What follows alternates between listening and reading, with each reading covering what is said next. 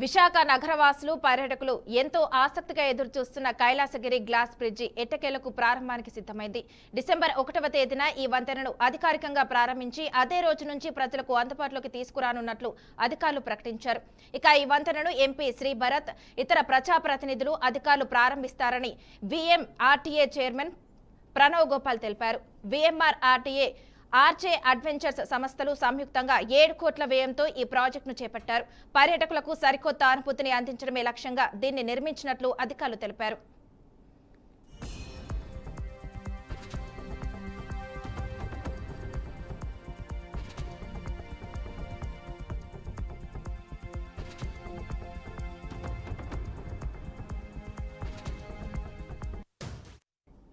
యాభై మీటర్ల పొడవుతో నిర్మించిన ఈ గాజు వంతెన దేశంలోనే అత్యంత పొడవైన గ్లాస్ బ్రిడ్జిగా నిలవనుంది. ఇప్పటి వరకు కేరళలోని 40 మీటర్ల వంతెన పేరిట ఈ రికార్డు ఉండేది. పర్యాటకులు భద్రతను దృష్టిలో ఉంచుకొని పలుమార్లు క్షుణ్ణంగా తనిఖీలు చేసిన తర్వాతే అధికారులు దీనికి అనుమతులు ఇచ్చారు.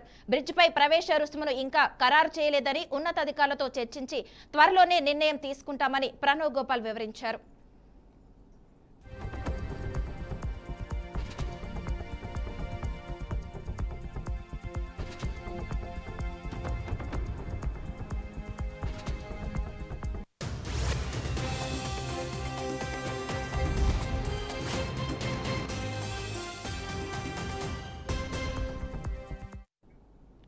ఈ బ్రిడ్జి నిర్మాణంలో జర్మనీ నుంచి దిగుమతి చేసుకున్న 40 mm మందం గల లామినేటెడ్ గాజును ఉపయోగించారు.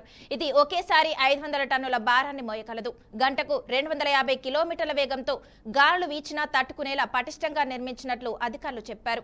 ఇక భద్రతా కారణాల దృష్ట్యా ఒకేసారి 40 మంది పర్యాటకులకు మాత్రమే బ్రిడ్జి పైకి అనుమతిస్తారు. వంతెనపై నుంచి చుట్టూ ఉన్న కొండలు, లోయ, సముద్రపు అందాలు కూడా వీక్షించడం పర్యాటకులకు థ్రిల్లింగ్ అనుభవాన్ని ఇస్తుందని నిర్వాహకులు స్పష్టం చేశారు.